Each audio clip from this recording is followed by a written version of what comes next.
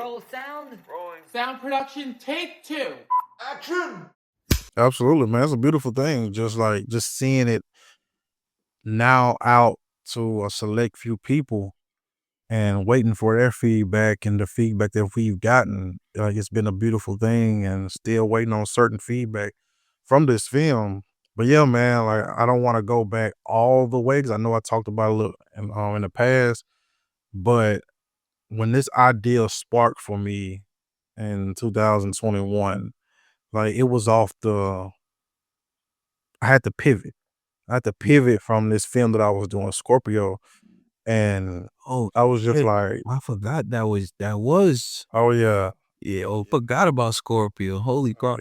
yeah, yeah, man, that was something else.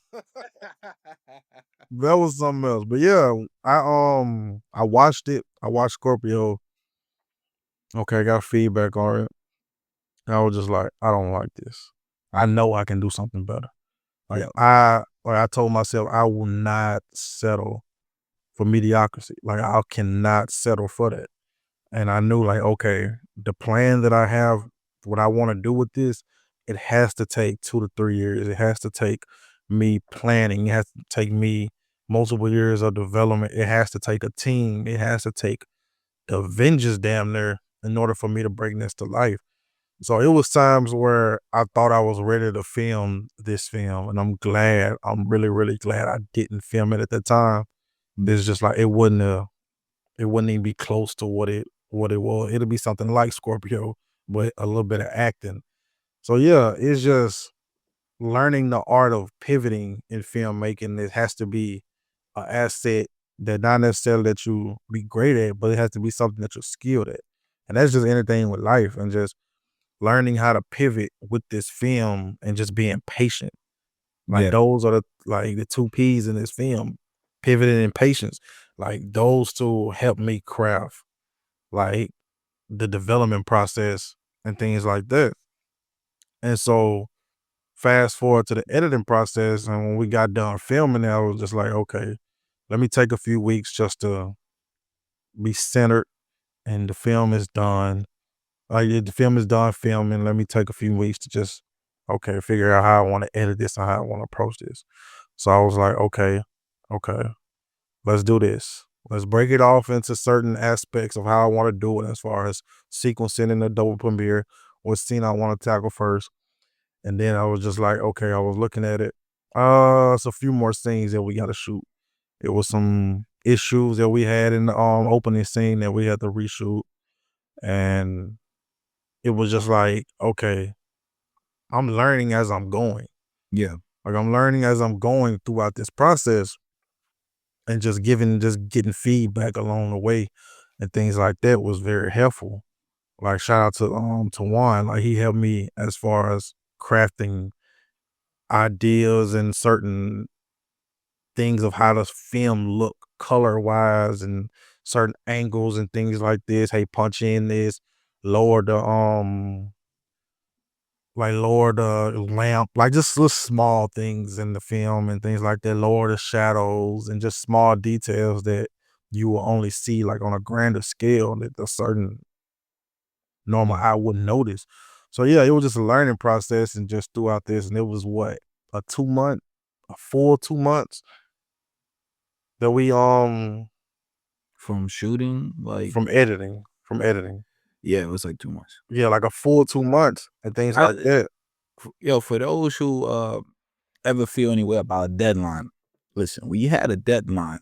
We were damn near editing till on the deadline day. Like Damn near, man. Damn near. I mean, Darrell was reshooting, I think the day before, right?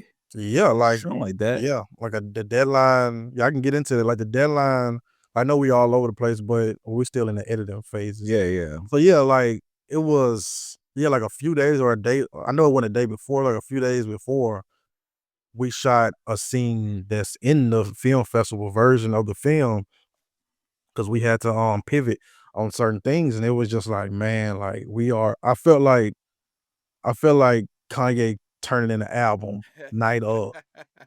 Like just watching the Donda experience and things like that, him turning in a certain album like the night of this release.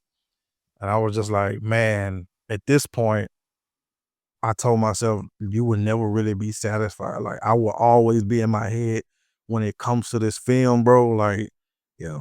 And I'm just like, okay, I'm editing it to my liking. I'm getting feedback. I'm trying to do this. I'm trying to do that. Like, okay, does the story make sense? Like, that was a big question mark to me. Like, okay, is the normal person going to get this story? Is the normal person going to be able to watch the beginning, middle, and end and put two and two together and say, oh, okay. Like, okay. And it was just like, okay, yeah. Like, I get it, of course. And it was some things that I could have done better story-wise, and I was just like, okay, we'll do it on the next one. We Yeah. also have opportunity to remold and recraft, certain things throughout the year.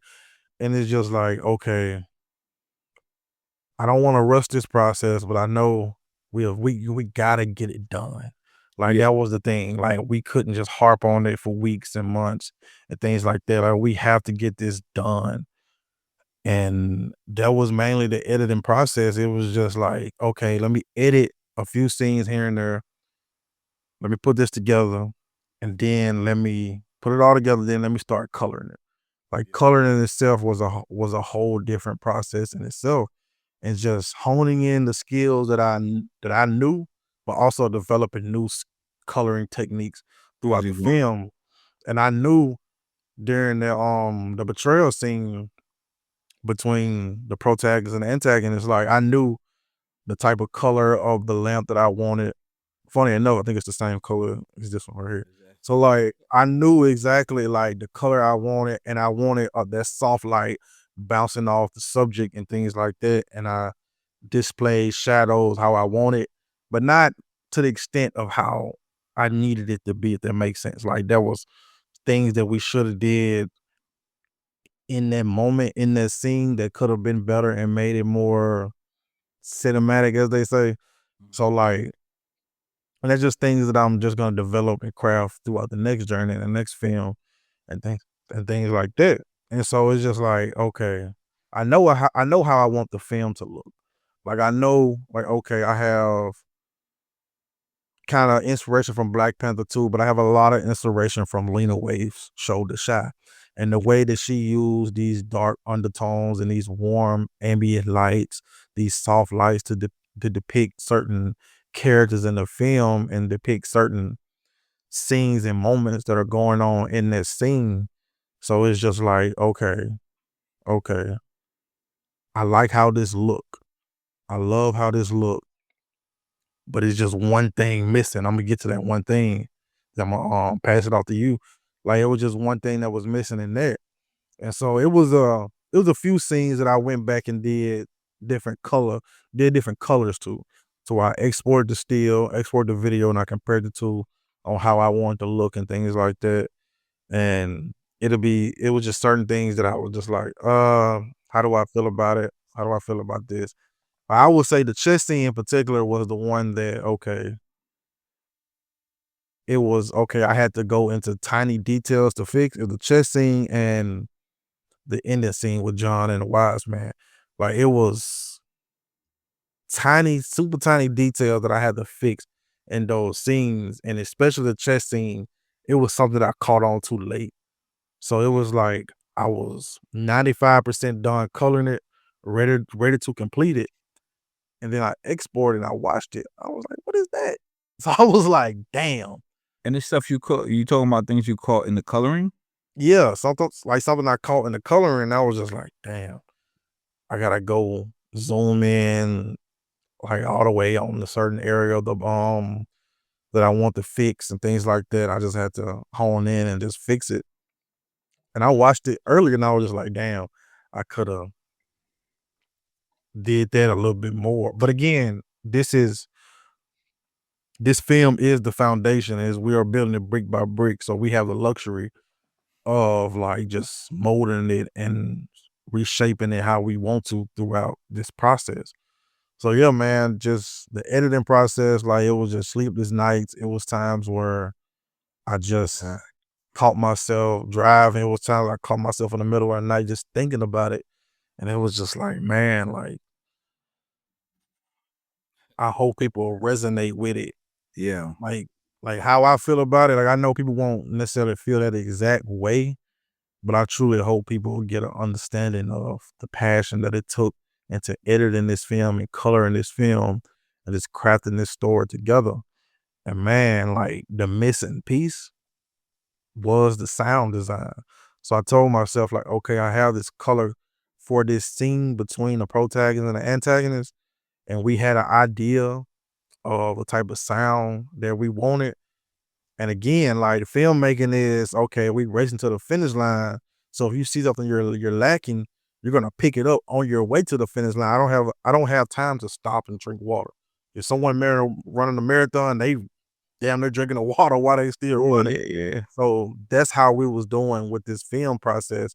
And I told myself, this jazz music is gonna it's gonna complement these scenes so beautiful. And it's gonna be truly amazing. So yeah, man, just break down the sound design on your part. You fully did the sound design. You crafted a beautiful piece of art, man. Like we were talking about Basquiat earlier. Like, man, this was a beautiful piece of art, man. Okay, that's a wrap.